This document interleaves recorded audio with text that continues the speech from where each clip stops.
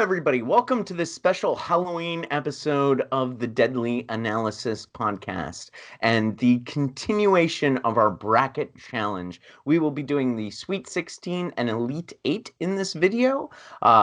Just a reminder, the rules change with the Elite 8. It then becomes a 10-minute free-for-all in the case of a 2-2 tie, as opposed to the 5-minute arguments that we've been doing so far. So we're just going to dive right in and go with our first matchup of the evening. It is Event Horizon versus Rear Window. Noah.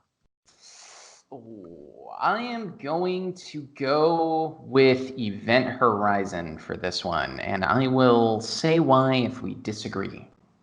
Sounds good. Ben? Saving the argument seems like a good play there. Yeah, I'm going to go ahead and go Event Horizon too. Okay. Shara? Looks like we're going with a huge debate of Rear Window versus Event Horizon, guys. Well, we're only doing the 5-minute arguments in the Sweet 16. Elite 8 is the 10-minute free-for-all. Well, then we're going to go with the 5 minutes. I'm going Rear Window as well. So Shara's ready for 10. Shara's like, I got 10 minutes. I got 10 minutes on this now. No, we'll do. We're only doing 5 minutes. And which one of us, Shara, do you want to? Last time I argued it, I figure we should throw it back over to you. Okay, so I'll go ahead and start. And who's fighting for the Event Horizon team? I can go. Right. I don't want to speak for Ben. He can hop in obviously whenever he wants, but I'll volunteer. Okay, and 5 minutes starts now between me and you, Noah. So Rear Window it builds tension very well, and I think last time when you argued against Event Horizon for A Dark Song, you talked about the tropiness of Event Horizon, and that is the only... Event Horizon is a strong movie. I voted for it, I think 3 times now. Or 2 times rather. I really like Event Horizon, but its tropiness and the fact that it kind of almost Sunshine-esque degrades into a monster film at the end is what brings it down, whereas Rear Window keeps that tension throughout the entire movie. It deals with some of Hitchcock's favorite themes, such as voyeurism and whether or not we can trust other people around us, and that constant sort of mystery and suspicion of the people around us. It takes the urban environment and turns it into a source of horror. And at that point, urban environments were sort of this new thing that he was playing with. And for that reason, I think the tropiness of Event Horizon puts it down, and Hitchcock's mastery makes Rear Window much better for me. Yeah, that's fair. I mean, I agree with a lot of that, actually. So what I think this is going to come down to is the aesthetic of, like, the locale versus the expanse of the two. The difference between these two films seems to be these are weird. This is a weird set of films to bring together to compare. But I got to go with Event Horizon just because of the expansiveness of it, just because of and I want to be careful when I say this.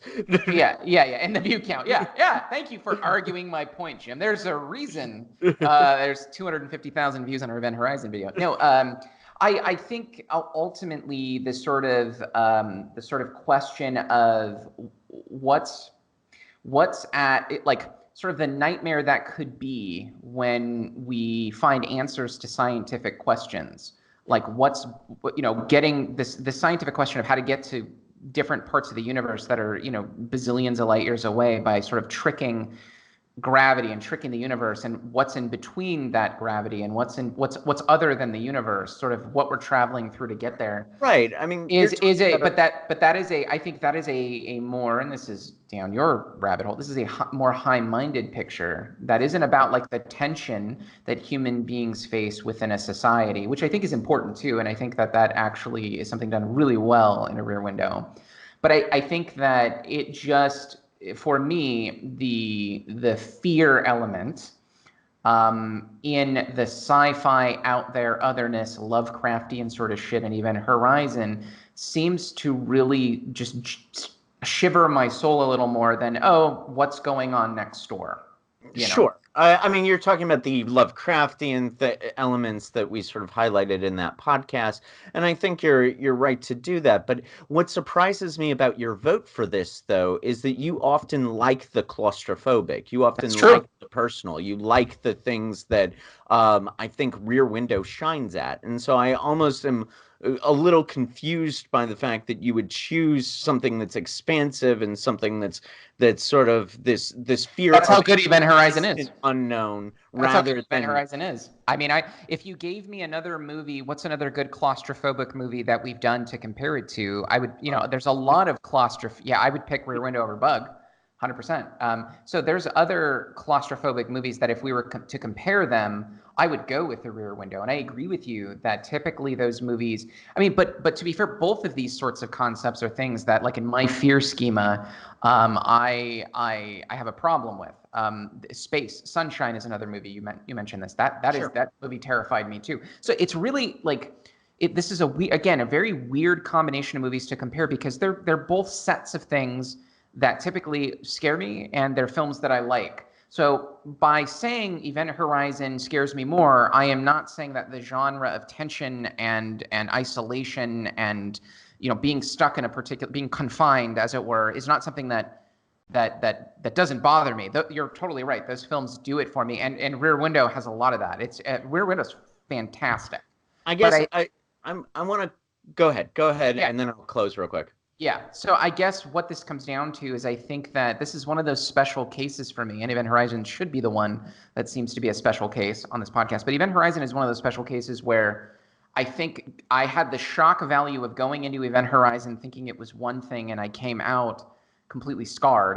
Part of me went in thinking it was sci-fi, and I left feeling that there was this otherness. So I got to give it a little more. I just got to give it more points for that. I want to note the technical merits of Rear Window first. I mean, this is Alfred Hitchcock and a meticulous director, meticulously crafting this movie. The technical merits of the thing are another thing that put it over for me. Event Horizon has some sort of wonky special effects here and there, and it's directing. It's not a masterclass in directing the way that Rear Window is. So that's another thing. Did anyone change their vote? Nope. Ben? I don't think so. I mean, like, I'm finding myself really, I think what this comes down to and this is probably going to come into play in future debates too, but I'm thinking that the general impact of a film is probably weighed a little bit more heavily than the technicality of the way a film was constructed.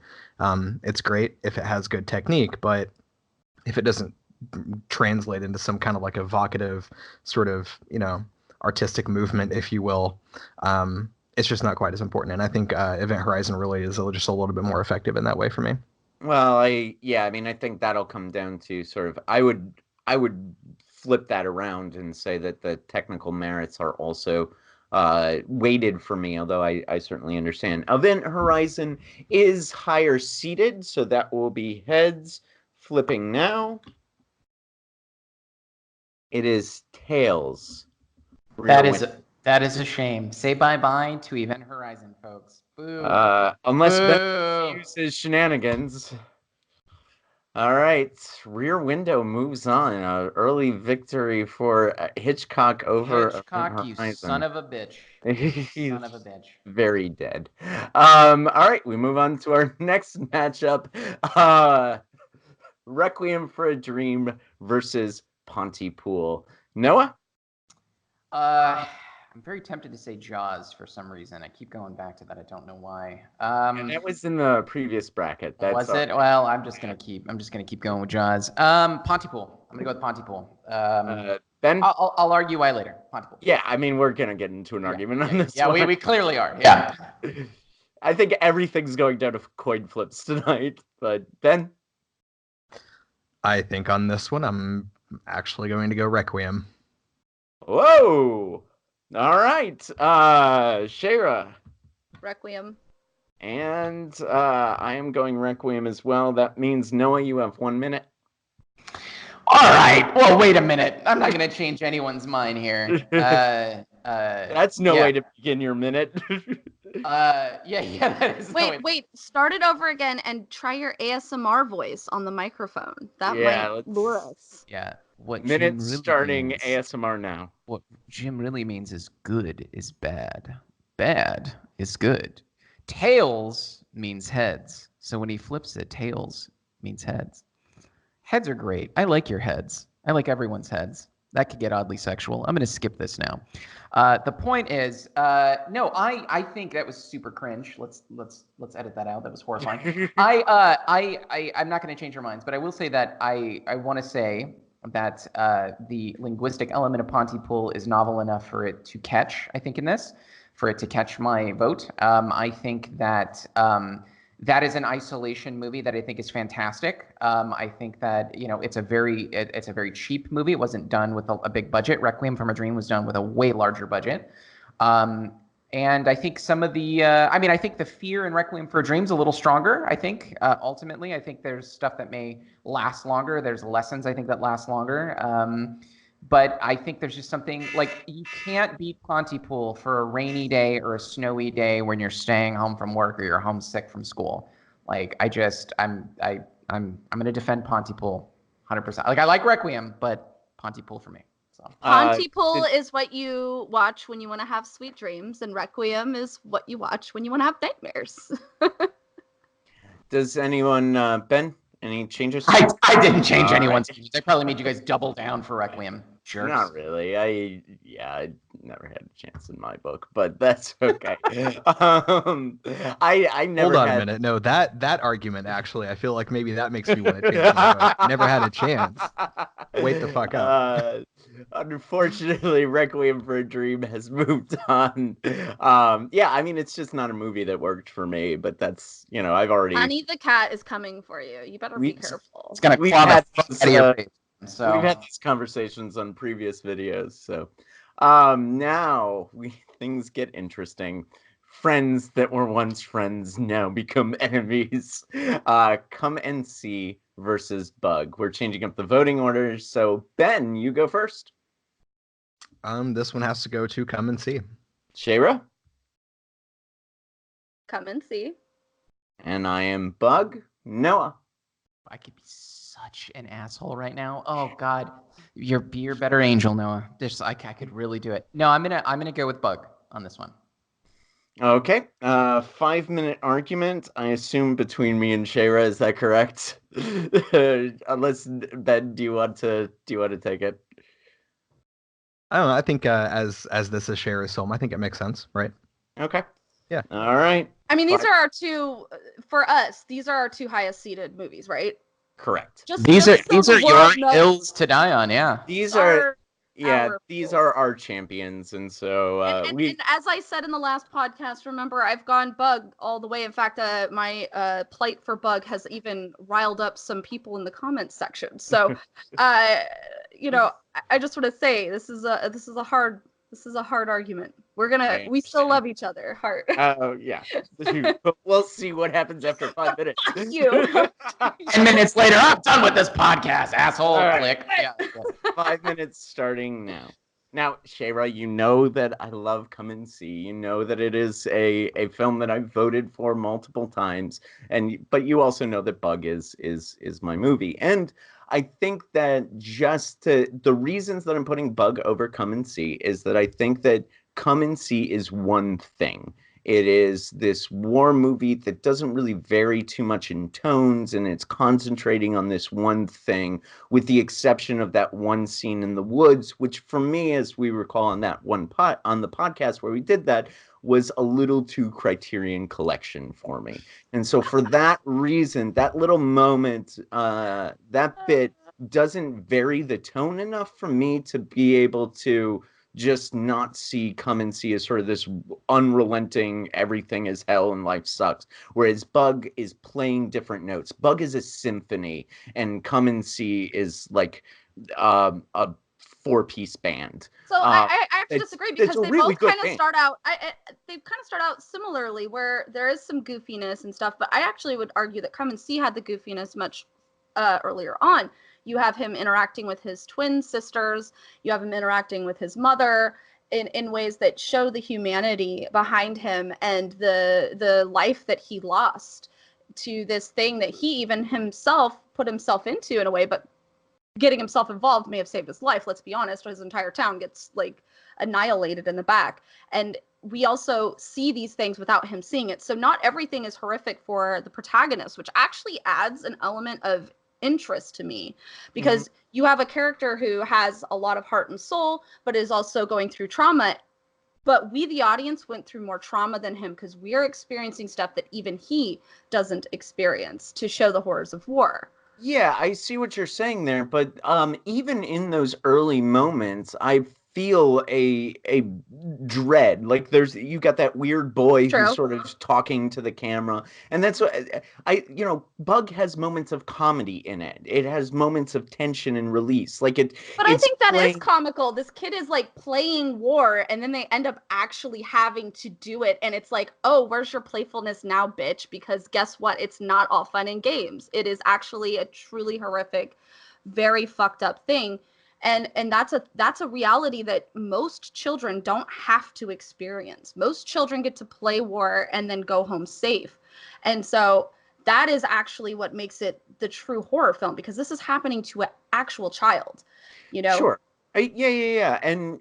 But like you argued last week, this is happening to actual women. Like this is True. Bug is getting at the type of relationship issues that a lot of women and men, because I personally identify with Agnes's character in some parts of that movie, and it Absolutely. gets under my skin as well. So I wouldn't even just focus it totally on women, which is People get in toxic relationships, yes. right.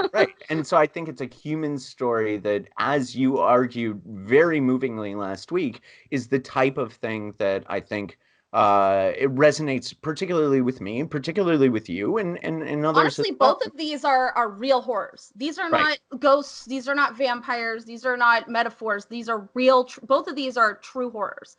And so at the end of the day, which true horror is going to resonate most with people? And I think that's a subjective thing, and that's hard to argue. You know, Sure. that's a really difficult thing to argue. It's what's more frightening. But for me, Come and See has one of the most horrific scenes of all, which was thinking you're about to get shot in the head, and it was just for posing for a picture and collapsing in that extreme exhaustion of everything you've just been through, or seeing the girl that you were falling for all bloody and raped and beat to, she was a hollow, empty shell of a person. Of Those are horrific course. image. It's And horrific that's imagery. all of that's very compelling, and I'm with you on all of that. I think that for my taste, Bug hits all the right notes, and I think as a film writ large, I think Bug is playing different notes in different ways that I think suggest that the filmmaking and the story outline is it's more varied, and it's Bug by a hair for me. Come and See makes me feel like shit. Bug makes me feel like shit, and then it makes me feel, oh, maybe these two crazy psychos will have it away, and then, oh no, what is happening? And then I am the super mother Bug. I also want to, go back to the technical elements of Ashley Judd and Michael Shannon and 14-year-old beats the crap out of their performances, personally, in my book. But once again, that's probably subjective. Are we flipping? Yeah, I'm not. I didn't change my mind. This should be a flip. I feel like. Ben? Okay. Flip it. All right. God. Come and See is higher seated. It is heads. It is tails. Bug moves on. Look at Ben.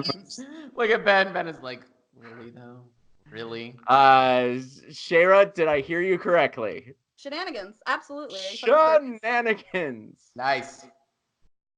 Another flip. I knew I was going to use it for this argument too. I just knew it was going to have to come out.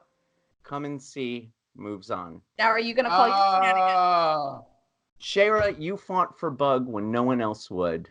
And for that reason, I will not be using my shenanigans. Ooh.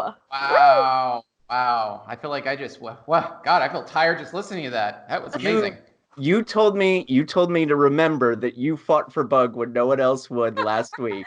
But I actually really meant that. I also argued for Rear Window, and I do love that film, and that's probably going to end up Rear Window against Come and See, and that'll probably be us arguing again.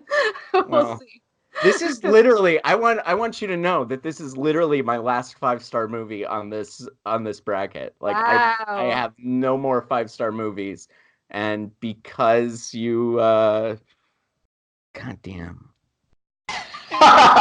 It's setting in. It's setting in for You have Jim. a chance for shenanigans. Come and See moves on. All right. All right. Jim's a good guy. He's like, fuck. He's debating it. You can see him. You can see him wanting to do the shenanigans right now. Yeah. All right, Bubble- come and see. All right. Clockwork Orange versus Seven Uh-oh. Seal. Now I have to argue another one of my favorite films with someone I care about. Okay. Ben. Yeah, of course, Seven Seal. Shayra. Clockwork Orange. Clockwork Orange for me too. Noah. Seven Seal. And so we fight. Who wants to be the? This is where I go. Ben, sit back. I got this. Who wants to fight for Seven Seal? This is gonna kill me if this goes to a coin toss. Fuck this. I actually It this might. is one that's hard for me. This is one that I'm angry about if Seven Seal doesn't win. But go ahead. Yeah, I think it's going to. It's probably going to be a coin toss at best. I don't think Jim's going to change his mind. Yeah. Are you arguing Seven Seal, Ben? Yeah, of course. Okay. And Shayra, is it you or me for Clockwork? When we did this last time, who argued Clockwork? Let's go off of like some of the shit think we've I done, did. so we could get some different arguments. So yeah, I'll go Clockwork then. All right. Starting 5 minutes now. All right, Ben, this is your baby. Go for it. Yeah. I mean, like, really, I think what my argument honestly has to revolve around here is, of course, like I've sort of seeded this and talked about this throughout the entire sort of discussion that we've had so far. For me personally, I mean, like, A Clockwork Orange is great. I do enjoy the film quite a bit. I enjoy the book even more. The technical merits there, yes, they are what they are. That's not really why I like the film. I mean, Kubrick did something interesting, I guess, but I have my feelings about his level of hype. I really think the story itself sort of stands on its own. I mean, it's quite interesting. And especially as an experimental psychologist who, in fact, sort of read a lot about his studies that were quite similar in tone and mechanism to what they did to young Alex, in terms of trying to use some sort of like Skinner technique to sort of behaviorally change him by showing him like these outputs and kind of like reinforcing that with a drug. Like, it's fucking cool. It's really interesting and thought-provoking. And even just the thinking of the outcome of that, where, perhaps it's better not to mess with people and give it enough time, especially if we think to the book, he sort of corrected himself. And there are probably reasons that he was behaving the way that he behaved and so on and so forth. And it's quite a thought-provoking story. The acting is phenomenal, et cetera, et cetera. Not a whole lot really to say negatively there. But with the Seventh Seal and Shara, I think this might like resonate with you too, interestingly enough. I mean, I think the questions that we sort of revolve around here, I think go a little bit more to the core of kind of like obviously divine hiddenness, but why is it that things are the way they are? What happens after you die? What is sort of the nature of life and death and existence? How do we sort of come to terms with that? How do we relate to one another? And ultimately, I think what we see at the end of the story here with the kind of like the traveling sort of like the theater troupe or whatever, like the guy, his wife, and their child, I think it's ultimately in sort of like uplifting. And I think that's a really good model to think about, especially as someone who has deconverted from religion, who sort of needs to see that and realize that even though there's all this stuff in the background and even though there's this divine hiddenness and this big question mark, you can still enjoy life the way it is through those connections with other people and finding love and finding happiness through what we have today. And it's an incredibly powerful tool, I think, for somebody like myself, potentially like you, for Noah, and for others like us in this sort of same small, tight-knit community, that I think it's a message that we need to hear and we need to understand. And so because of that, especially as more of the world becomes more secular, and as we try to find meaning in that new secular world, movies like this and art forms like this that sort of speak to that same message are going to be incredibly important and have huge societal weight. And that's not even to mention so wait, this is what I'm hearing then. Bergman. We're arguing the idea about government trying to brainwash us into being what they deem as moral, and then the other film is a form of getting rid of a societal brainwashing that's already been implanted and trying to find meaning outside of that brainwashing that was already there. there is some correlation between these two films in some ways. Yeah, absolutely. That's I would kind of definitely fascinating. agree with that. Yeah, I mean, so obviously, I think that this sort of order that we're pushing against is what you would see in Clockwork Orange. Seventh Seal sort of starts to allow us to think about the answer to, after you let go of those structures, what's left? What do you do? Where do you look for meaning and value in life? There's even that scene Yeah. in A Clockwork Orange where this is discussed, where Alex is reading the Bible and decides to interpret it in a very fucked up way. Yeah. You know, Yeah. it's showing why we probably should get rid of that, some of these societal brainwashings, because they could be misinterpreted and used to do ill things to others. So having a, you know, I guess the Seventh Seal kind of has a happy ending in some ways, because, you know, I think so. Yeah. they find some I don't know, they show them walking on a hilltop together, almost like hand in hand, like, yeah, we found a meaning to life after we died. So that's an interesting interpretation too. Like, I really think that is meant to like sort of show their archetypes and think about like the dance macabre and how sort of life is sort of interpreted as kind of like this dance led by death in a way. They both end in irony. Yeah, right. Yeah, in a lot of ways. Yeah, so there are a lot of overlaps, but for me personally, I think the Seventh Seal definitely, it speaks to something a little bit more foundational for me, and that's ultimately why I am voting for this one, right? Like, Clockwork Orange is fantastic. It really is. It's really good, but when I'm being honest with myself, I think I've just got to go with that like more foundational fear and concern. You know, yeah, I don't know. It just speaks to me on a different level, on a deeper level. It's like, it gets me in the soul. It gets me in the heart, right? Clockwork Orange gets me in the head. Clockwork Orange is really great for when you're doing your coming of age. And Seventh Seal is really great when you're starting to age. Yeah. So fair point. So Noah, did you change your? You didn't change your vote, did you? No. Okay. Ben, I was picking up what you were laying down for a little while, but I just don't see. I wished you had sort of solidified some of your arguments in specific scenes of the film, because I was sort of seeing where you were coming from, but I wish that I would have heard a little more about specifically where in the movie you saw some of these existential like connections between the existential themes, specifically the connections between other people. But yeah, I mean, I can answer that very easily. There's one scene about halfway through the movie where Jans is, you know, sitting with that family, and then at the very end, we'll see what he's like. Don't convince me. Shut up, Ben. You're gonna convince me. It's 5 minutes. I just want to say, like, so this is gonna sound like blasphemy to you, Ben, and I don't care, honestly, because this is funny to me. So I never had seen a Seventh Seal when I was younger, but what I did watch was Bill and Ted's Bogus Journey, and they mock the Seventh Seal in Bill and Ted's Bogus Journey. That was my favorite character and my favorite sequence of events when he's like, "You sunk my battleship." And they're like, "Yeah!" And it's like, it's such a funny thing. And so what's funny is that's how I was introduced, like this cartoonish, childlike exposure to this game against death. And then death ends up becoming like their bestie, because they conquer death. Yeah. Right. And they conquer death literally, and go up and save the world through their rock and roll or whatever. But the funny thing is death ended up being one of their best friends, and death is not your enemy.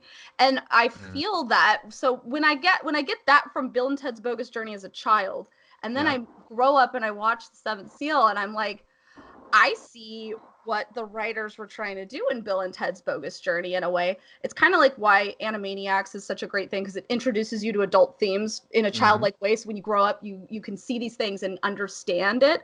So in a way, it's blasphemy, but it is a bridge, and it helps you get those things. No, I don't think it is blasphemy. I mean, I saw the exact same thing, right? I had the exact same experience you did, you know. Fantastic character, right? Whether you're a king or a lowly street sweeper, sooner or later you'll dance with the Reaper. Yeah, I mean, you get the same idea in Harry Potter though too, with the invisibility cloak. It's like you're able to greet death as an old friend. You know, that whole thing. Anyway, yeah. So I mean, those themes are really. I think those themes popping up is really great.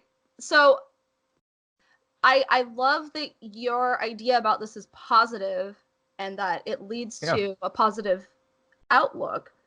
And I get it, so I'm switching my vote. Wait. Even though I love Oh it. yes. Oh shit. Yes. Yes, Shira, you are the best. Oh my God, thank God. Damn. Oh. Maybe I I can't should believe part that. Wow. Clockwork Down. Orange. Put that phone down, Jim. That's Okay. amazing. Great, Shira. Yeah, I Oh, like honestly, part of the reason why I have to change over my view too is because you actually did justice to A Clockwork Orange instead of shitting on Kubrick again, which is just whatever, like seriously, You did a it's little bit of that. masturbation. I'll have you. no, that's what I would have done. Beginning of Glad. the You argument, get it a was- sprinkling of that, but like honestly, it's seriously mental masturbation. Understanding the higher points of it and understanding like what is actually being told. We should be afraid of the government going after us and indoctrinating us and brainwashing us. We can't make people good by like hypnotizing them in that way and fucking with their heads that way. It's just, and it may have stopped certain kinds of acts. That movie may have made scientists and government officials go, maybe let's not do that. It's entirely possible it could have adjusted some of our things. Whereas Seventh Seal hasn't had such. All right. Well, maybe the impact was actually in the past week. I saw that episode of Joe Rogan podcast with Edward Snowden. Maybe that's what won me over. Yay! I'm glad. It really is a fantastic film. It is a fantastic book. It has amazing themes that are necessary. The shots in it are fantastic. Clockwork Orange is one of my favorite films of all time. I like it better than A Seventh Seal, but I get why A Seventh Seal is a necessary horror film that really matches with our, zeitgeist today. It really matches well with our zeitgeist today. Whereas I feel like A Clockwork Orange is, it's always been something that stood the test of time, but I think it's starting to get a little bit more dated as we are progressing. So I think that A Seventh Seal might have some more lasting effect. Is the one thing that has won. I agree. I disagree, but it's 3-1, and Seventh Seal Sorry. moves on. Oh shit! That was awesome. Clockwork Orange is my movie. I'm sorry. That was awesome. That was was. awesome. I feel like I should have argued for Clockwork Orange.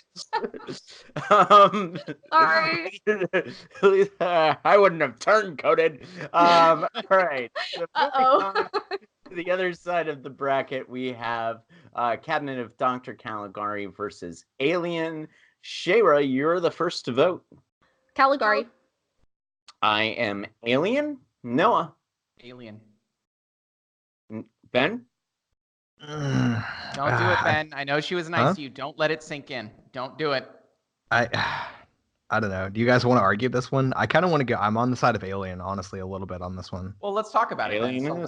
Yeah, but let's talk about it. So why? Like, who wants to? Like, why? Why would we say Alien? I mean, I can give my reasons. Yeah. So go. Do you want to just do Ben abstain for right now, and then no. Let's talk about it. Let's just kind of bounce off 5 minute. Yeah. Yeah. Let's do a 5-minute combo.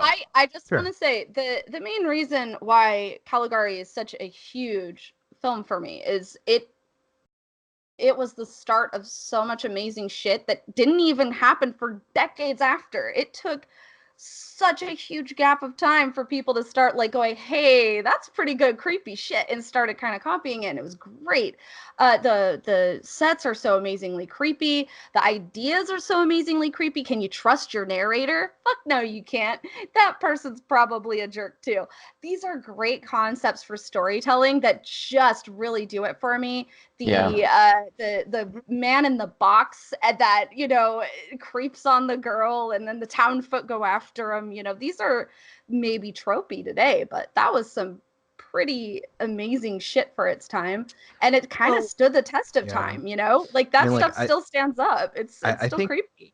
I agree with that. Like, one of the things that I really like about Alien is like how I think it's like the environment plays such a huge role in how I feel in different places. And like, yeah, and like I think some of the best scenes in Alien are toward the end when Ripley is just kind of like in there, and there's like these flashing lights, and like there's the steam from the shit, and like she's carrying the gun, and has this stricken look of panic, and she's like sweating, and I mean, it's like it's so powerful, it's so good. But if I'm thinking about kind of like an archetype or like a format or a framework, Like with Caligari, I mean, I don't think I've seen any other movie, still probably to this day, where well maybe the Imaginarium of Dr. Parnassus, maybe, but like where the environment actually changes based on how the narrative is sort of moving forward and getting more and more twisted. That is a cool idea. God, It's that's very so Dr. cool. Seuss too, with like people on really tall chairs to show that they're more Yeah, important and Yeah, shit. And you're yeah. just like, what the right. fuck is this? It's so cool. I don't It's know. so unique. While Caligari certainly is influential and it's unique and all of those things that you guys are saying is true, Alien invented essentially, like, it perfected the slasher genre. It's got design genius for days in the construction of the alien, the construction of the alien homeworld, the metaphors about pregnancy, the metaphors about rape, like all of these, like, while we are giving, rightly so, credit to Caligari for inventiveness, let's not take away from the inventiveness of Alien, because that is also a film that continues to be influential to today. And in fact, I think that the horror filmmakers that are working right now are probably more influenced by Alien than they are by Caligari, even though Caligari sort of had Unless you're its Tim reign for Burton. some time. Yeah. Tim Burton is he's freaking Dumbo. Okay, so let's not just, I love He chilled Tim out. Yeah, Tim Burton chilled out. I mean, I would like to see a little more H.R. Geiger in the world, honestly. Like like I said, I do. That artist is everything. Holy true shit. that. I went back for last week. I went back and watched Alien again. Like it didn't click for me before, but after seeing Prometheus, right, like the newer stuff, the fact that they go into that big chamber and there's like one of those like progenitors or whoever it is like sitting there in that giant chair and it's just its skeleton. I didn't catch that like the first time, like the first couple times I saw Alien. Like that part didn't stand out to me. I didn't realize there was such continuity in like that storyline. I thought like that whole thing, the architects, that was layered on top, but no, that was actually seated in the original Alien, and that's so cool. Like that whole environment that they're in there, like all that stuff, and like that's there, and then they go into like where the eggs are, and like it's so good. It's yeah, I don't know. This is a really tough choice for me. Is what I'm trying to say, I guess. And a best actress nomination for Sigourney Weaver. And it's a revolutionary film. I think that aside from Halloween '78, it is more influential on today's slasher genre and the slasher genre of its progenitors in the '80s than Caligari is right now. And we also have like a a really interesting plot with the android, sort of the Ian Holm character who sort of betrays everybody. I mean, True. there's Milky twists in blood. the movie. Yeah, I mean, Caligari It's has fantastic, twists but with the you know the thing unreliable is, narrator, but so does Alien. I mean, that well, is. Go that's ahead. not the narrator though. That was just Well, a person who you trusted, and having the narrator be the person who kind of stabs you in the back is that's kind of fucked, because then you're like, who do I ever trust again? It's like, That's got to be like the Matrix for people in like the early 1900s. They right. just got to go, Fair point, what yeah. the fuck, you know? What just happened? You're supposed to be honest to me. It's so great. It's subversive. Yeah, it is very subversive, and honestly, it's even subversive today. So you're like, oh damn, like you got So me, you old ass movie, you got me. let's go What around a one more tweet. time for another round of voting. Shayra, go ahead. Alien. I just fucked Whoa. with you guys. Ah, Nice. Jesus. God. Nice. I own every single one of their, like, I have the big set with every documentary from Alien. I play their video games. Are you guys kidding me? I had to give Caligari its time because I knew you guys were gonna go Alien. Everyone goes Alien. We know it's gonna go Alien for me as well, Noah. Alien. And Ben. All right. Well, I was actually going to see if this could go to a coin flip, but it sounds like it's going to be Alien. So, yep. Yeah. Alien Alien it is. moves on. All right. Next one is Antichrist versus Midsummer. Go ahead, Shayra. Oof. Oof. Oof. This is Damn. I don't fucking know. That's actually the answer. These are two fantastic films. I love these films. Both of them fucked me up for days, and I watched them a whole bunch of times. Opening of Antichrist is one of the best openings to a film I've ever seen. Although in Midsummer, that was so realistic to what shitty toxic relationships look like. So all this stuff is very relatable, even though they're both so completely bizarre. And how do you get relatable but bizarre pitted against relatable but bizarre? Fuck. I'm going to go with Midsummer and see where this takes us. I am very easily changed, though, just so you guys know. I am also Midsummer. Noah. Oh man. Okay. I echo everything Shayra said. This is hard because these are so different. Between the two, these are just very different movies. One is so dark and vile, and the other is all in the light and beautiful and gorgeous. Yet they're both so horrifying in their own way. Shit. I mean, if I I want to say Midsommar, but I'm bothered by that choice just because it's so recent, and I don't want but that's kind of a bias on mine. If I'm going to be biased and say that the older a film is, the less that the nostalgia shouldn't play a difference, then I also need to bite the bullet and say that just because a film is new doesn't necessarily mean that it shouldn't be voted for either. So if I'm going to go with my gut, I'll go with Midsommar. But man, like I'm just like Shayra, I could be convinced the other way. I really could. Ben? Yeah, I mean, I like Midsommar just as much as you guys do, but I'm still going to stick with Antichrist on this one. Oh. You have 1 minute. Okay. Yeah, so for this one, I think really, again, it just does come down to the raw impact and the stone in the shoe argument for this. So, I mean, you probably already know where I'm going to go, and I want to go ahead and jump to that as quickly as possible. Midsommar is one of those movies where your jaw's on the ground, like most of the time. Like, it's phenomenal. What Ari Aster was able to do is just fantastic. It's one of the best things that I've seen in a long time, especially in the horror genre. Not in general, absolutely, but especially in the horror genre. But still, nothing really compares to the raw impact of Antichrist and like the questions that it sort of posed in my mind. It's like the difference between leaving your jaw on the floor and completely just blowing your mind. You know what I mean? The visuals, I think, are more impactful in Antichrist. Like, we still have those shock value moments in Midsommar, but they're more powerful in Antichrist. Yes, like the storyline is really interesting in Midsommar and like it's quite relevant, but with an Antichrist, it's also relevant, but just a little more impactful because we're talking about not only just like the destruction of a relationship, but what it really means to lose a child and like how you should deal with that and the nature of nature when it comes to that kind of evolutionary process, right? I mean, there's more foundational stuff. It's just, yeah, I see similarities, but one is just more powerful. Shayra, do you want to vote first? Like I agree with everything you said. It's such a good film.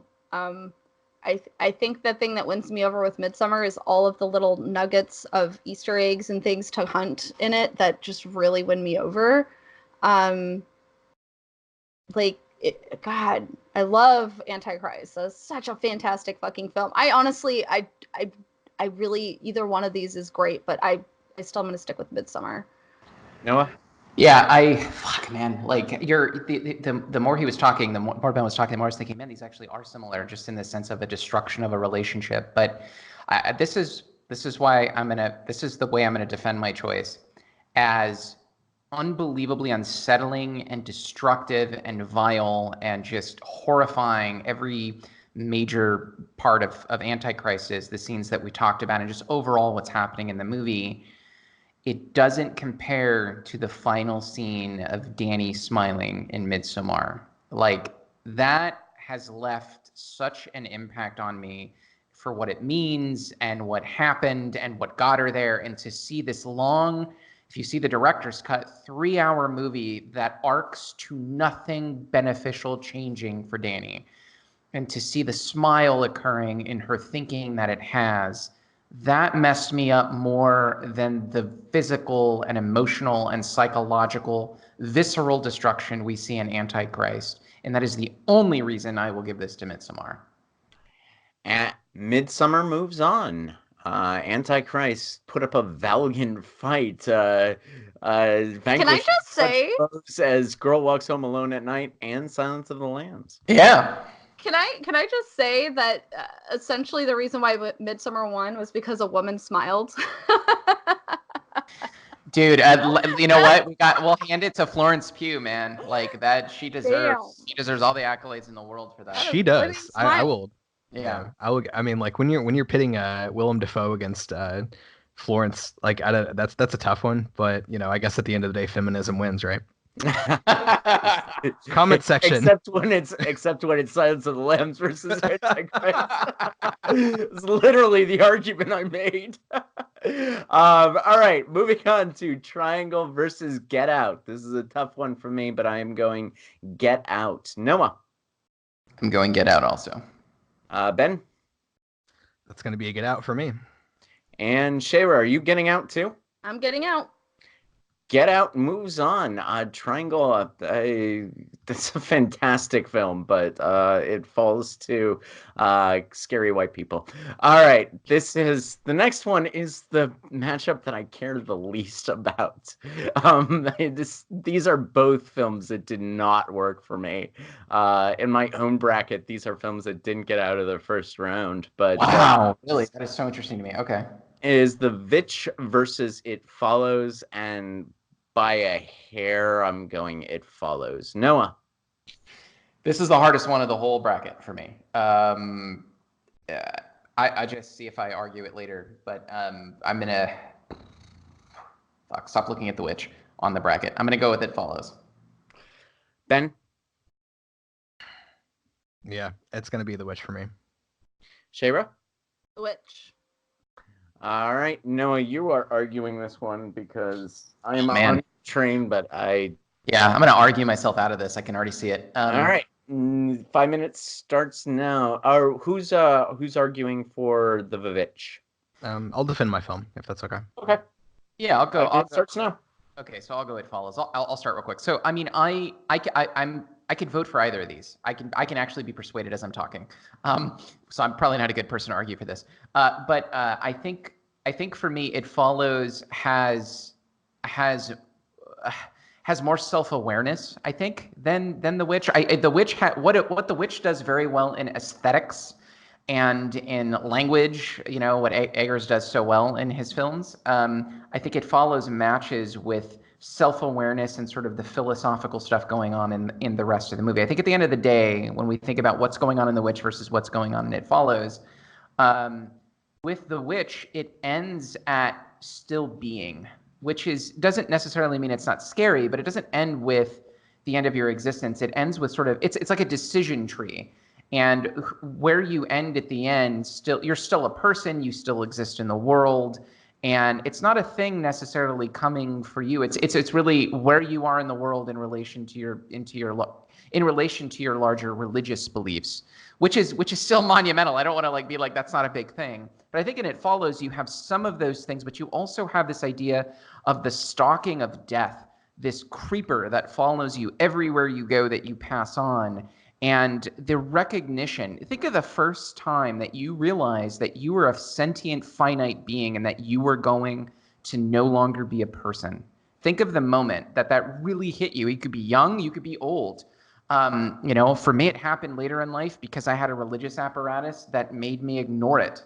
And I think that's why It Follows may have had such a large impact on me. I saw It Follows somewhat shortly after my deconversion, a couple years after my deconversion, and I think it resonated very heavily with me because it made me think about dying, made me think about my finitude. The Witch is magnificent, but I think it's just a subjective aesthetic about, like for you, Ben, the contemplation of death. I think that's largely a part of It Follows. The same stuff that you got from The Seventh Seal, I kind of got from It Follows. So I'll leave it at that. Yeah, I totally get that. I got the same message from It Follows, and so that really sort of flies in the face of it's about STDs, right? I'm not, you know what I mean? That whole argument I think is just puerile. Obviously, the bloodbath and beyonding interpretation. Right? Yeah, exactly. I mean, there's many layers deeper to this, and that fundamental question, I really agree that this holds weight and it holds water. Ultimately, yeah, I mean, I can't argue that a lot of this is probably going to be subjective for me, but because I really dig the aesthetic of The Witch. I mean, Black Phillip aside, the whole thing is just my groove, man. I really enjoy the film, so that's all subjective. But I think on a more objective level, obviously, I think in a symbolic way, this is sort of about the destruction of structures as well, and sort of if you think about Thomason's journey, it's really about her dying in her old life and coming into something new. And in many ways, whereas like Seventh Seal, for instance, was about, yes, you come to terms with death and then find what's valuable and meaningful in life. Sort of Thompson comes to terms with like the destruction of everything that she's known in terms of this puritanical patriarchy, and sort of comes to know a new life where she is able to enjoy life, like presumably to the fullest. She's offered the chance to live deliciously. And what's interesting about that to me is that it actually goes back to that Steven Pinker book, The Better Angels of Our Nature, where he sort of talks about this idea that the idea that you have a soul that sort of goes on after life is actually kind of like malignant and harmful, because you don't really appreciate the here and now as much. And so like this whole idea of living deliciously, I don't think is just a throwaway line. I'm not sure if this was the intention, but for me that actually speaks of holding value in life over what you could potentially gain in the afterlife by following this, potentially, making the whole the wager, the gambit, right? It's better to believe and then be wrong than not. Wager, yeah. Pascal's wager, right? I mean, that's what it really comes down to, is the rejection of Pascal's wager, I think, and really sort of going all in on living a life that isn't encumbered by the puritanical Christian patriarchy. Not to get like super SJW about that, obviously, but for me, that's what The Witch is. For me, that's what The Witch is, just wrapped up in a really nice bow. Mm-hmm.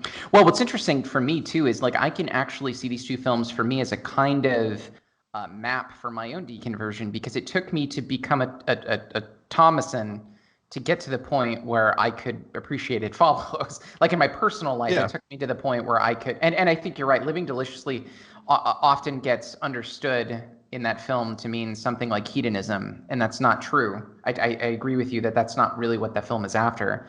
I think it's the first instance of self-reliance, self-care, being you fundamentally and authentically you. So I'm happy if The Witch goes forward. I'm slightly happier if It Follows goes forward. So any vote changes? Yeah, I mean, no, not for me. No. Okay. I'm just gonna say, like, I think both of these films are misunderstood for their moral, and I think that's what makes it so hard, because whenever I see reviews about them, they're, oh, this one's about STDs, oh, this one's about being, hedonistic and getting naked in the forest, and it's like, no, it's not accurate. Honestly, it's about, we need to live our lives. Both of these films tell us we need to live our lives. And that's a really important message. Like, I like them both for that reason, but I have to stick with The Witch just because, honestly, it creeped me out a lot with the goats and those little fucking kids. The children, yeah. You guys want to talk about stoning your shoes? I forget their names. Really what are their names? Those little bastards. I believe it is Caleb and Mercy. Yes. Fuck those kids, man. They scared the shit out of me. So, all right. But yeah. It Follows is higher seated, so it is heads. Flipping now. It is tails, the Vavitch. Goodbye, It Follows. Goodbye. All right. That was your champion. No, I'm very sorry. It was. Oh, that's okay. If it's going to go, it should go to The Witch. I will not be using my shenanigans on that movie. I'm sorry. God damn it. You didn't fight for Bug when Shayra did. So, all right. We are moving on to the Elite Eight. The rules changed slightly. We have 10-minute free-for-alls instead of 5-minute structured arguments when there is a 2-2 tie. Aside from that, all the rules remain the same. We have Rear Window versus Requiem for a Dream. Noah, you are first to vote. Ooh, Rear Window versus Requiem for a Dream. I'm going to go with Requiem for a Dream on this one. Okay. Ben? I will also go Requiem for a Dream. Shayra? Shayra's like dying inside. I love these films, and I love a little R&R, but I gotta go Requiem. I am going Requiem as well. Wow. So that is a 4-0 victory in the Elite Eight, which is not... Do you guys hear that? I think that's Hitchcock rolling over in his grave. Oh. Hitchcock is very sad right now. Yeah, well, he made it a lot farther than I thought he would. He lost to Jaws in my original bracket, but that's, Jaws is long dead.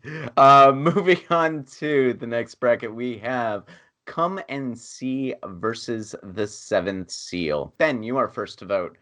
This makes me sad. I don't want to make this decision. I mean, it's gonna be Seventh Seal, but fuck, man, like Come and See came out of nowhere. It was hard to even give it a chance and watch it, but it was a solid recommendation and it was really good. But yeah, I've got to stick to my guns on this one. Seventh Seal, Shayra?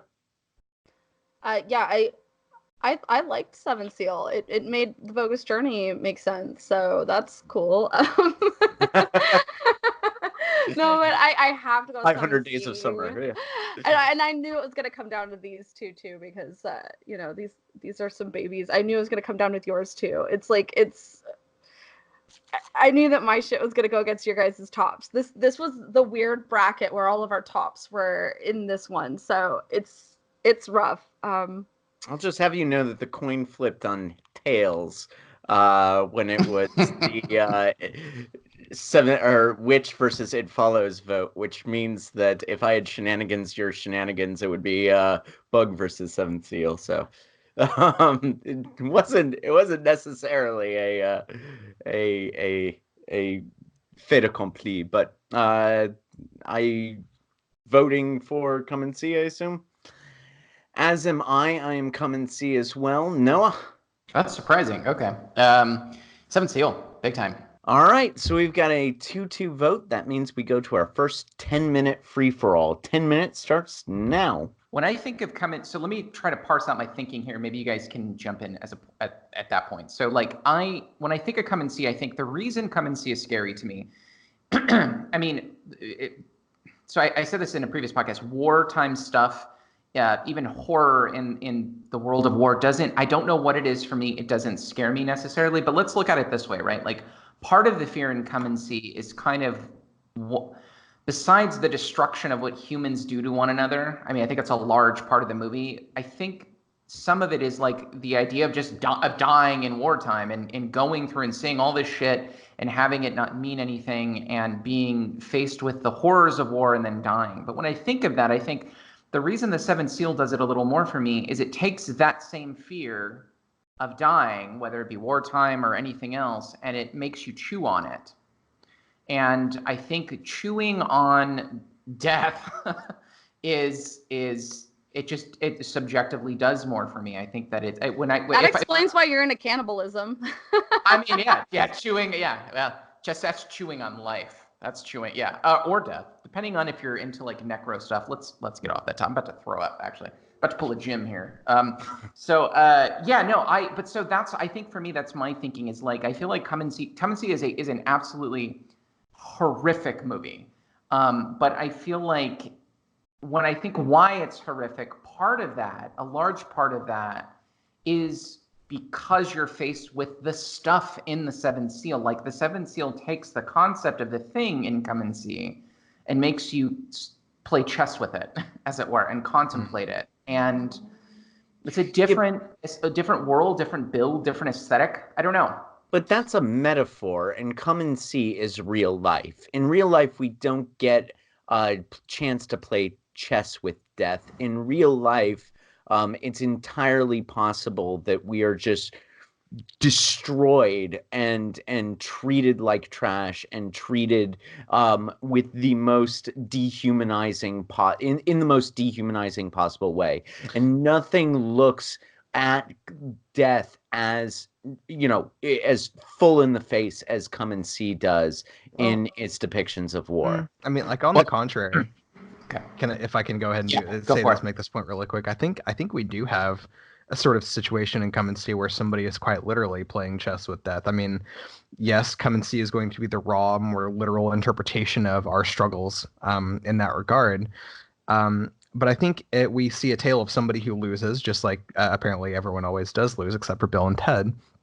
But what that really means here is somebody kind of loses their way. They're not able to come to terms so much as that they're so burdened with trauma and pain that they are now willing to dole out death on others.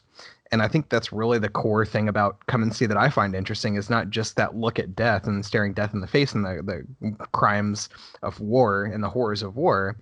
It's that this situation can turn somebody into what we see of the main character toward the end of the film. And I'm not sure I have a name for it, but it's a child who is so laden with pain and trauma and the horrors that he has seen that he is now willing and ready to go take the life of these other people, right? Like, that's the story to me. And the thing is these two films came from the same kind of war, right? This is the same situation that bred these ideas. These are the same real life situations that created the stories. So for instance, with Seventh Seal, we have a person who kind of lived when this stuff was going on and wrote about those situations that he dealt with, and that experience with dying. And with Come and See, it's based off of real life stories that were written down about living through these situations and what those people went through and what they saw and how it affected them. And in a way, there's an interesting aspect to these two films going against each other, because you have one where they're able to discuss these issues and almost be free from death. And this child in Come and See is weighted down with having to have lived through it. That's why it's so crazy when he collapses when the gun is against his head and collapses onto the ground, because he may have been freed had he died there. And he wasn't freed, and he had to bear the burden of living through the trauma. That's what makes that such a fucking impactful moment, because he may have been better off dead. And that is so terrifying. To go back to the distinction that you made, Jim, about the reality of horror and war in Come and See and sort of the contemplative component of Seventh Seal, I could not disagree more. William Butler Yeats once said that it takes more courage to examine the dark corners of your soul than it does for a soldier to fight on a battlefield. And I agree with that sentiment. I think that there is a sense in which if you've actually had a traversing of a religious apparatus where you've had to really either become religious or lose that religion, especially lose that religion, and be faced with the idea of death sans an apparatus to explain it away, it becomes one of the most unbelievably terrifying things a person can go through. I personally, I didn't get slashed in the face, shot. I didn't get thrown into a bunker. I wasn't raped or butchered or any of that. And all of that is terrifying, and they're real things that happen in the real world. And I do not mean to diminish those things. But I think that, a trillion years from now, when we look back on, nobody's going to look back in a trillion years, but, a long time in the future when we think, well, maybe, this gets into some weird sci-fi shit. I'm going off on a tangent here, but basically, at some point in the future when we look back, like, I feel like the what we do with death collectively as a society is going to be so informative in how we exist in the future. You could probably say the same things for how we approach war, like exactly, and I get that. The reason that we won't be able these to are both war back movies in a trillion years is because we will have nuked ourselves by then.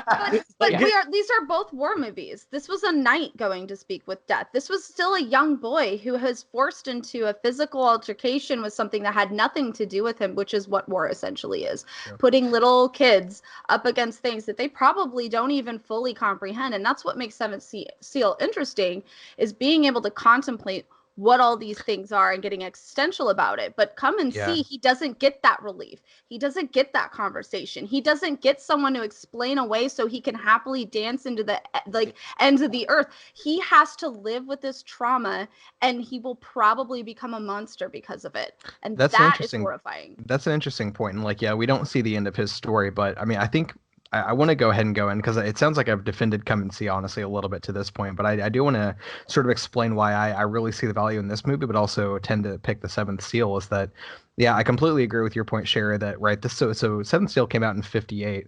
And I think Bergman, obviously, he was around for the rise of Hitler. He saw all this happening. This is after the war. He's sort of dealing with the answers as to why something like this could happen. We see in Come and See in the throes of that battle. Too, by the way. Okay, so So- he even fought in it, yeah. So he has those experiences, and the Seventh Seal is sort of a product of trying to find answers in the midst of that. So we really do kind of see the end, so to speak, of one soldier's tale, right? And so I think that's incredibly interesting. So to that point, I think it goes to a more fundamental question of, yes, so in the story we actually see this being sort of the end of the crusade, and it sort of tied it up in all these questions about God and how we sort of live after we find these answers or lack of answers. And so I think even to that point, yes, it has the war element to it, and it's influenced by real wars, just like Come and See is, but it takes that and destroys kind of like our existing structures of how we might answer questions about why something like that happens or how we get through something like that.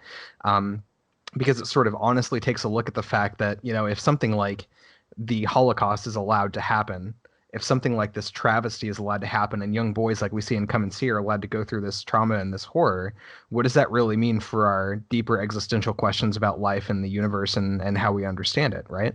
So, I mean, it's like, again, it's very similar in theme, and I see Jim disagrees with that, and I can sort of cite specific scenes, but I think it really goes to something quite a bit deeper and more foundational, and I think that in general is why I like the Seventh Seal, because it hits something that underlies, I think, a lot of the questions and the traumas and the horrors that we see across almost every horror movie, right? It gets so deep, it gets to the roots of really the core of fear, that it kind of supersedes, I think, a lot of that horror.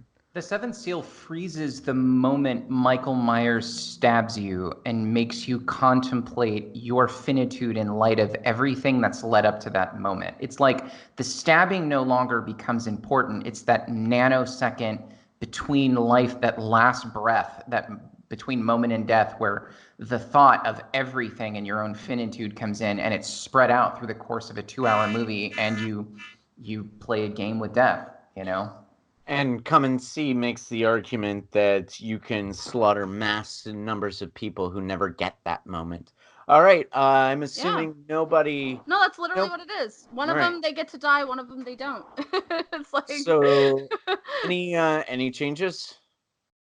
World Guess War not. II inspired some excellent films. Can we all agree to that? Well, fair enough. See, Fair enough. Come and See is higher seated. It is heads. Flipping now. It is heads. Come and See moves on. So I will be using my shenanigans, of course. I knew you would. Shenanigans. Flipping again. Seventh Seal. Tails moves on. Ooh! Shayra, only is that your baby gone? Is that it? Is that all your Yeah. babies now? No, that's not all my babies because I still have Requiem, so There you it's go. fine. And that is gonna have to go up against Seventh Seal, I guess. So Apparently, yeah. shit. Wow. Jim is that was considering tense. his shenanigansing. Don't do it. Don't you dare do it. Don't even think about it. Yeah, all right. No, I won't. All right. Seventh Seal moves on. Oh, God, this is getting way more intense than I thought it would. Whew. All right. Our next one is Alien versus Midsummer. Shayra, you have the first vote. I don't fucking know. God damn.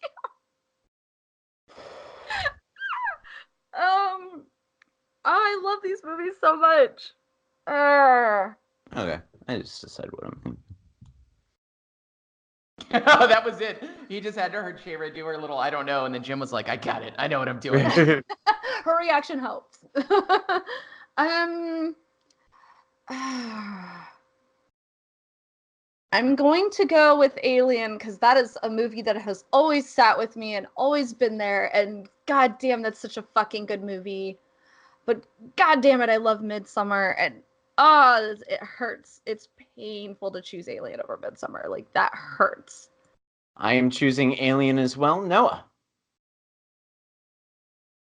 Oh, why did I have to be third? Fuck. Shit. Fuck me, man. This is the hardest one I think of all. I'm gonna say Alien. Fuck, I'm gonna say Alien. Ben? That Oh, makes I'm it 3-1, Alien. yeah. Yeah. Well, Yeah, if yeah. you choose Midsummer, then it's a 3-1, yeah. 3 votes for Alien is 3-0 to you. But remember, we're going to talk about this for 10 minutes, and in that time, I may switch. So No, I mean, we don't talk about it unless he convinces somebody to switch their vote. Okay, I'll choose Midsummer. I mean, Well, this if is he like votes this is a Alien, tough one, then it's honestly. Yeah, 3-1. like it's honestly sort of like a toss up for me. It's another one of those things where it's like Alien is just great. I can't say more about it than I've already said. Midsummer is also really, really, really good. I don't know if I don't know if it reaches that same bar though. I'm just not sure. Again, like with the last time, I find myself erring on the side of Alien, and so that's kind of what I want to go for. I just want to make sure that Midsummer gets its credit. Yeah, I think it's Alien for me too. All right. So Alien moves on after a 4-0 margin. Goodbye, Midsummer. We loved you. And Danny's smiling as we say goodbye. She's got that smile on her face as we wave goodbye to Danny. Yeah. Jim, that was the most horrifying smile I've ever seen in my life. I just want to point that out. That was great. So you guys need to replay Jim's smile. Go back a few seconds and look at Jim's smile. I was channeling Florence Pugh. All right, so we have Get Out versus The Vavitch, and I am obviously going Get Out. Noah. Really? Obviously, huh? Well, yeah, I told you that The Vitch doesn't work for me. I just refuse to believe it. Like I've told myself, everyone, like Jim is wrong, and he is not thinking correctly. I'm gonna go with The Witch on this one. Okay, Ben. Really got to think hard about this, man. Yeah, Jordan Peele. I mean, for his first 2 films, like Get Out being the first one, damn, he really killed it. It's good, but if I'm just gonna let my own personal honest opinions seep into this, I guess I still have to go with The Witch. Yeah. Shayra? 10 minutes. 10 minutes free for all. Get Out versus The Vavitch. 10 minutes. This will be interesting. All right. Gosh, racism versus sexism. Let's go. Yeah, I mean, Get Out is like it is comedy, it is horror, it is social themes, it aims higher, it is everything that I don't know. Last week I was trying to argue Annihilation versus the Vavitch, and I was like, oh, I need to punch the Vitch somehow. Like I need to figure out a way to do that. And I only had like 1 minute. And the best thing that I could come up with is if she doesn't if she watches the baby closely, then the movie doesn't happen. And that was because I don't remember the Vitch almost at all. It is an eminently forgettable movie. It was I watched it with Garrett. Oh my God, Jim, I could strangle you. I remember I watched it with Garrett, and after the naked girls started floating and dancing, I looked at him and said, "What the fuck was that?" Let me ask you this, Jim. I mean, I feel like in terms of tactics, I think what we see that is sort of like more productive and more interesting in terms of pushing films along is sort of recognizing the positives and sort of like then sort of sussing out how they actually compare. Are there any strong positives that you see in The Witch? No. I mean, I think its authenticity is positive. I mean, it's clearly a well-researched and well-put-together film. It's a film that was obviously it had some care to it, but I think that at the end of the day, I didn't connect with any of the characters. I thought that the film was more of an exercise in showing one's work rather than it was a fully fleshed out character-based movie, which I think obviously Get Out is. I think Get Out has it over the Vavitch in almost every way. So that's that. For me, it's just the authenticity of the filmmaking that I was able to go, okay, well, that was good. Okay. And there's a moment as well when he's The Witch though. Well, I like The Witch though. Okay, and I will say this: it is a fantastic film in that it showed a period of time, it showed the costumes, it showed the language. They really thought this through. And when it comes to all the characters, they were very fascinating characters. You loved and hated them for varying reasons, which shows that they have layers. These are three-dimensional human beings that you can look at. There's fantastic storytelling going on here. But I want to throw this out there. Get Out is a changing of a genre film. You are getting comedy put into horror.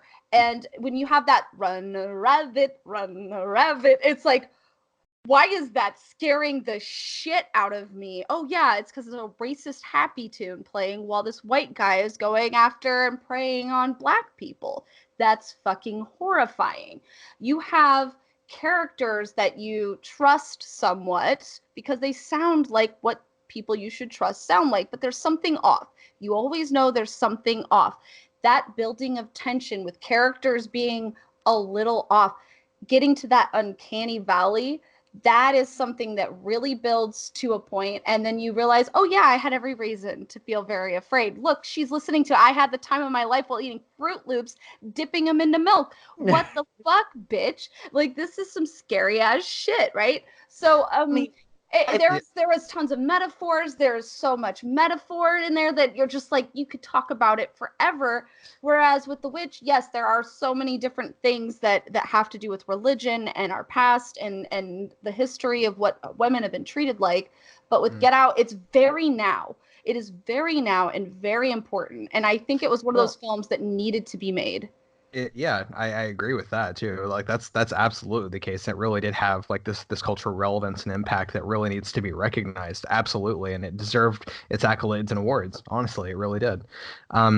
I think what's interesting about that to me though is that it not only shows kind of like this sort of tension, obviously on the racial level, but it's a different sort of side of it, right? That we don't often consider, I think. And so there's conversations about this idea of reverse racism and how that doesn't necessarily exist. But honestly, like back when I was in university and sort of studying this topic, we had this idea that there was this possibility of an overglorification of a race in compensation for other people sort of discounting them too much.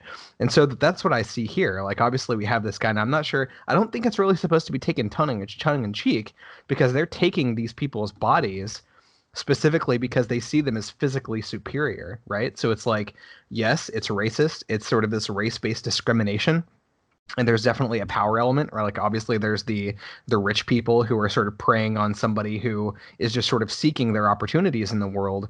But it's sort of flipped in the way that they're preying on this person because they see them as superior in a way and sort of over glorify their physical prowess. That's a crazy, I mean, like it's interesting to see that story being told, and I think it only works because it's a man who sits, like he sees both sides of that divide very clearly because because of his parents. I mean, he has this incredibly unique view to be able to see these issues and talk about these issues, and that's incredibly valuable. It's invaluable. Again, though, I think like why I might vote for The Witch over this is because, you know, when we have, of course, the sexism issue, but also I think it's also an underdog tale, and it's harder to sort of parse this out. But really, when you think about not only the sexism element and the sort of like the patriarchal components of this, but also thinking about unbelievers and how we're sort of struggling against this sort of soft oppression of the religious majority. And I don't think I'm really going to get very far in this argument necessarily because, again, like the sort of speaking to this type of power, it's really hard and really sort of nebulous. Most people still have some sort of religious view in the country or in the world, especially, you know, given in the world. I think we're a little more secular in the United States than other places. And I think that kind of thing. Well, unfortunately, that's factually, we're not necessarily the most secular. I'm talking about like the entire world, not necessarily like Europe or like northwestern Europe particularly, or, you know, any particular place. Just overall, I think there's still this overwhelming sort of agreement that there is something beyond that we can't see that is sort of supernatural or God oriented, right? So I mean, it's like it's a really hard argument to make and be convincing because most people are going to be on the other side of that argument. And so whenever I think of the importance of these two films, it's like, where do we see? I don't know. It's like it's really a battle between two different sort of underdog stories and like how well those are being told and communicated. The cultural relevance in the United States of Get Out is like way up here, but I think there's global relevance for The Witch. With Get Out though, it's showing that when liberals try to be so woke, these white ass liberals try to be so woke, they're actually the monster. I Right. would have There is that, yeah. I would have voted for Obama for a third term. I don't know. Well, about I you would have guys, voted but- for Get Out 3 times, and I did. But like seriously, that's horrifying. The idea that the people that are supposed to be your allies, they're supposed to be your advocates. And this is the thing, like everybody's telling you, "Hey, I'm on your side." No, you aren't. You're trying to use me. You still see this as I'm a commodity. That is actually what's happening. They are using Black people as commodities still, even though they act as if they're not. That's the most horrifying aspect of Get Out. Whereas with The Witch, yeah, people treat women like shit and like they are lower. But that's always been the case. There's not really anyone you can trust except for Black Phillip, sure, because he's telling you to live your life to the fullest. And most women are figuring that out now. That's what makes The Witch such a prophetic like film, because women are starting to wake the fuck up and going, no, I'm not going to let you try to guilt me into having a child when I don't want one. I'm not going to let you guilt me into I have to hang out with my family who's toxic as hell. I'm not going to let you guilt me into being this thing I'm not. I'm not going to let you blame me for the ills of the world when you're the one who's actually the cause of it, because you're the one who threw a fit to the society in the first place, Dad. Like, it's women standing up to that shit. That is such an amazing thing. But Get Out, right? We are the problem. White liberals, hello, all of us, we are the scary monsters in that film. And it needed to be said. It needed to be said. Well, I think what both of these films do well is they put you in the headspace of someone who has a hierarchy to climb, they're to some extent, I don't want to say disenfranchised, but they put you in the headspace of someone that you in film maybe typically don't necessarily see the perspective of. And I think they do it in very different ways with very different points. And I think one is obviously overtly religious, the other is obviously overtly political.